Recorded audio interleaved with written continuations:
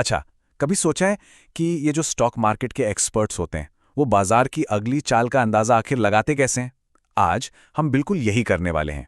एक professional analysis report को उठाएंगे और देखेंगे कि उनके सीक्रेट्स क्या हैं। तो इस रिपोर्ट की सबसे बड़ी हेडलाइन क्या है? वो ये है कि मार्केट ब्रेकआउट मोड में है। मतलब रिकॉर्ड तोड़ रहा है, नई ऊंचाइयों पर है। पर इस ब्रेकआउट मोड का असली मतलब क्या है? चलो इसी में थोड़ा और गहराई से उतरते हैं। अब देखिए, ब्रेकआउट शब्द सुनने में तो बड़ा पॉजिटिव लगता है ना, कि बस अब तो मार्केट ऊपर ही जाएगा। लेकिन एनालिस्ट ये कैसे कंफर्म करते हैं कि ये वाकई एक असली तेजी है, कोई ट्रैप या धोखा तो नहीं? तो ये पता करने के लिए एनालिस्ट सबसे पहले मार्केट की नब्ज टटोलते हैं। और वो नब्ज क्या है? वो हैं हमारे मेन इंडेक्स निफ्टी और बैंक निफ्टी। चलिए देखते हैं ये क्या बता रहे हैं। तो एनालिस्ट क्या करते हैं, वो इन दोनों बड़े इंडेक्स को साथ साथ देखते हैं, कंपेयर करते हैं। अब यहां देखिए, दोनों में तेजी तो है, पर रिपोर्ट ये साफ कह रही है कि बैंक निफ्टी जो है वो ज्यादा मजबूती दिखा रहा है। और इसका सीधा सीधा मतलब ये निकलता है कि इस पूरी रैली की कमान बैंकिंग सेक्टर के हाथ में है। और जब इतनी मजबूती दिख रही हो तो अगला सवाल क्या होता है? यही कि ये इंडेक्स और कितना ऊपर जा सकते हैं। तो इसी के बेस पर एनालिस्ट अपने टारगेट सेट करते हैं। और मजे की बात यह है कि ये तेजी सिर्फ गिने चुने बड़े शेयरों में नहीं है। नहीं, रिपोर्ट बताती है कि ओवरऑल मार्केट में भी दम है। मतलब बढ़ने वाले शेयर गिरने वाले शेयरों से कहीं ज्यादा हैं। और ये एक बहुत ही हेल्दी साइन है, एक अच्छी मजबूत रैली का संकेत। तो अब असल सवाल पर आते हैं, आखिर ये एनालिस्ट पता कैसे लगाते हैं ये सब? कौन से टूल्स यूज करते हैं? चलिए उनके सीक्रेट टूल किट पर एक नजर डालते हैं। अच्छा, तो उनके टूल किट में सबसे पहला और बेसिक टूल है मूविंग एवरेज। इसे आप ऐसे समझ सकते हैं जैसे कि ये मार्केट के ट्रेंड का कंपास हो। ये बताता है कि हवा किस तरफ बह रही है, मतलब ट्रेंड ऊपर का है या नीचे का। और रिपोर्ट भी यही कह रही है। देखिए, जब कीमत इन जरूरी मूविंग एवरेज लाइंस के ऊपर ट्रेड कर रही होती है ना, तो ये एक तरह से कंफर्मेशन होता है कि हाँ, अब ट्रेंड मजबूत है। अब दूसरा टूल वो है मोमेंटम इंडिकेटर। इसकी एनालॉजी भी बड़ी सिंपल है। सोचिए कि ट्रेंड एक गाड़ी है, तो ये इंडिकेटर बताता है कि उस गाड़ी के इंजन में कितना दम है। मतलब क्या ये तेजी से आगे भागेगी या फिर इसका मोमेंटम, इसकी रफ्तार कहीं धीमी तो नहीं पड़ रही। और ठीक यहीं पर एक बहुत इंपॉर्टेंट सिग्नल की बात होती है, जिसे कहते हैं पॉजिटिव क्रॉसओवर। जब ये होता है तो ये एनालिस्ट के लिए एक ग्रीन लाइट की तरह है।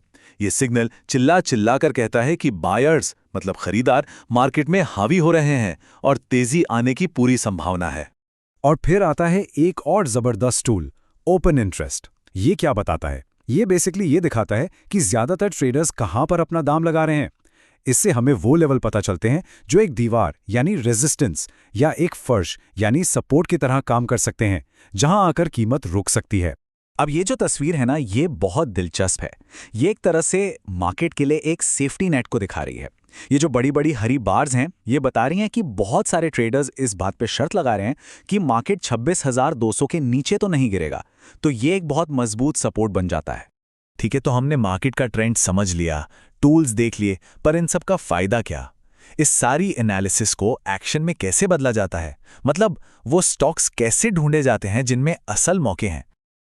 इसके लिए एक प्रॉपर वर्क फ्लो होता है, एक स्टेप बाय स्टेप प्रोसेस। सबसे पहले पूरे मार्केट का बड़ा पिक्चर देखा जाता है, उसका मूड समझा जाता है, फिर इंडेक्स को देखकर उसे कंफर्म किया जाता है। इसके बाद जो टेक्निकल टूल्स हमने देखे उनसे वैलिडेट करते हैं, और इन सब के बाद जाकर स्पेसिफिक स्टॉक्स को चुना जाता है। और इसी पूरे प्रोसेस का नतीजा निकल कर आता है कुछ इस तरह की लिस्ट्स के रूप में।